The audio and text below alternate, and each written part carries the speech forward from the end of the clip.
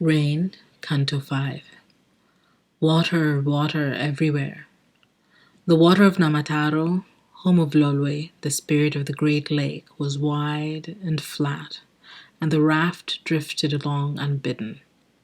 Maya was thirsty. She sat down on the creaking boards of the raft, her body big again, wishing her compass would work properly, wishing the needle could keep a steady, reliable bearing while she rotated the turntable, wishing she could hold anchor in time, even for just a moment. Maybe she could trick the compass into pointing north as it should. She turned around to face south, tapping the compass slightly as she turned. The needle kept pointing at her chest, and so she thought that perhaps now it worked. She looked up and around slowly to confirm that she was facing south. The compass rose was oriented correctly, or so it seemed. She turned again slowly, just to be sure, to face the north, waving the flat cylinder gently in front of her, hoping that she could coax the needle to correct itself to move with the attitude of the poles. Instead, it kept its point trained on her chest, obstinately turning its tail to the northern point of the rose. Standing under the hum of the equatorial sun in the hot copper sky, Maya could not quite remember where the compass had come from, or how she came to have it with her on a raft in the middle of the lake when she had thought that she was looking for Alex, that maybe she was even about to find him. She jumped up and whirled around again on the balls of her heels, this way and that, feeling dizzy as the boards creaked slightly. Water, water, everywhere. The current carried her along, and she began to feel like a dog twirling around its own tail, like a cat stalking itself in a mirror. A dead calm settled over the water, dragging on her limbs, and Maya sank to the boards once again and let herself relax into the wooden floor of the raft. The compass grew heavy in her hand. It was beautiful but utterly useless. The schools of arrowfish in the ground beneath Rosie's feet had not led the wayward cat back home, and they would not help her find her brother now. Oh, what's the use? There isn't a single soul in this pointless wilderness, she muttered wearily, hearing the light dance on the water, its gentle, shimmering sighs reaching her ears as if from a distance. Eh, how can you say that here? Akath asked, her voice mixing with the water's surface. Can you not hear the song rising up out of the water? What are you really seeking, Anyango? Alex said that the compass would always help me find my way, Maya replied.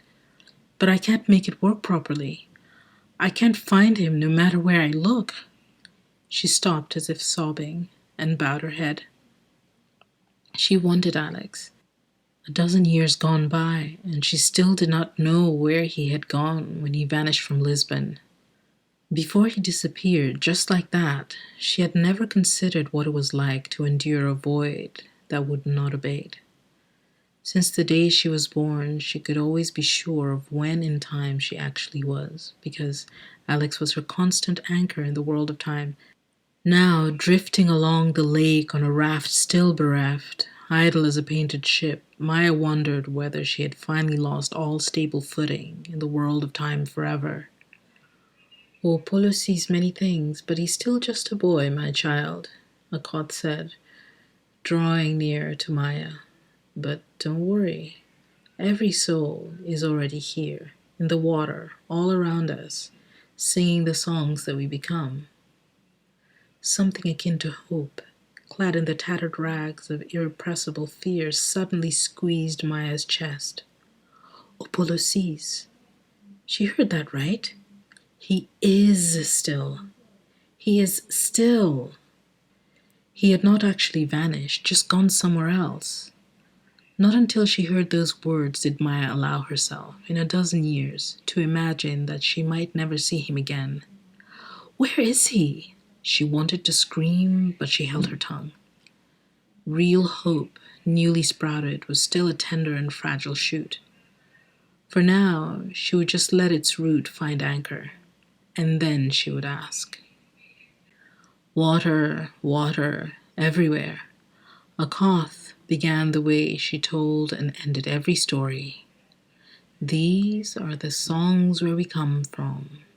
These are the songs we become.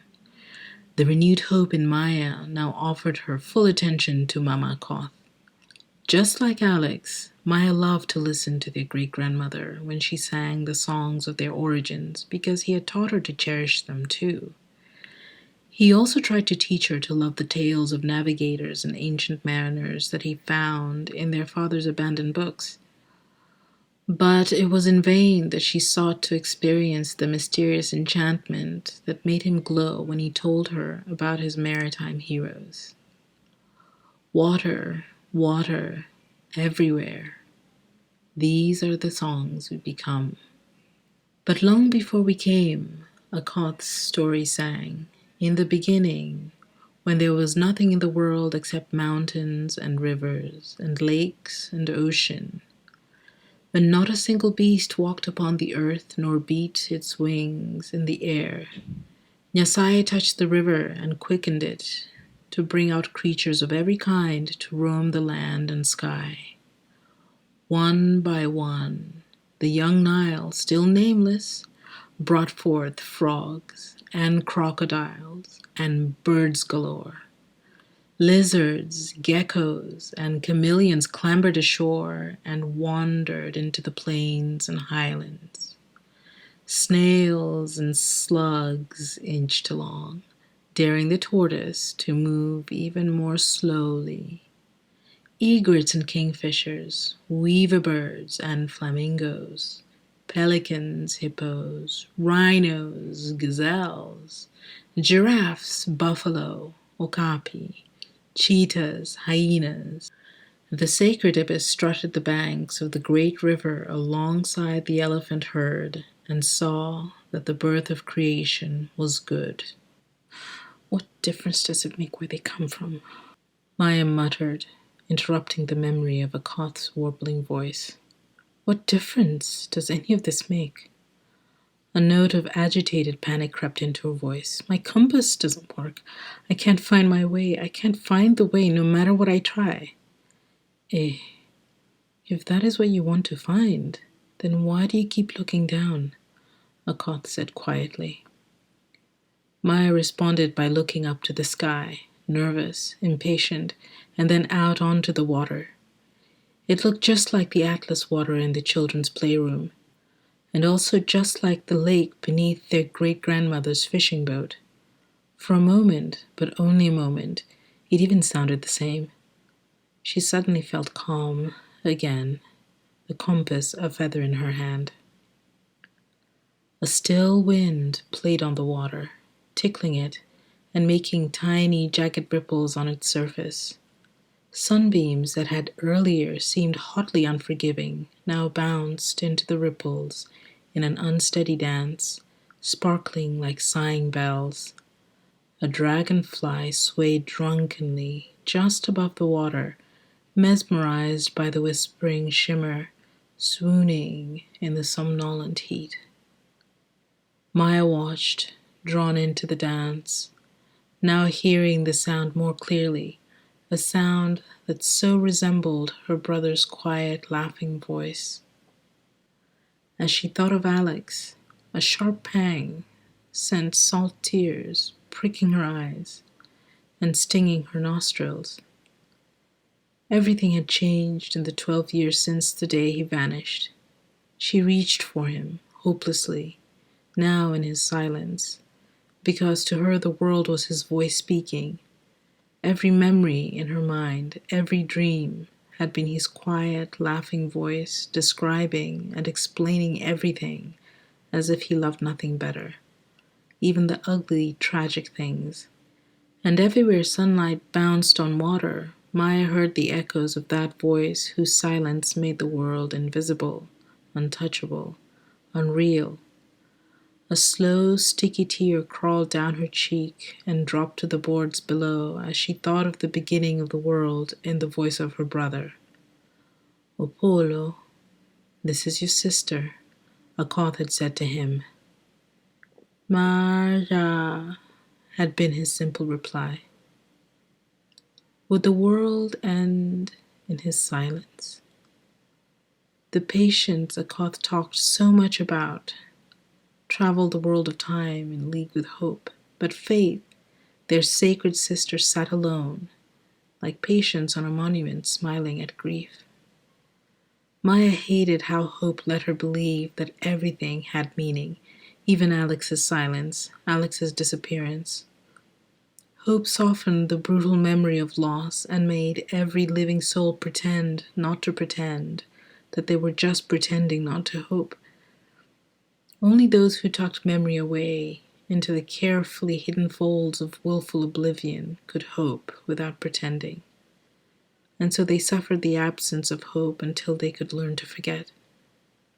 A slight shift in the wind, and the dragonfly hanging over the water swayed to one side, just as a hungry tilapia surfaced to gulp him down. A slight shift, and catastrophe was averted.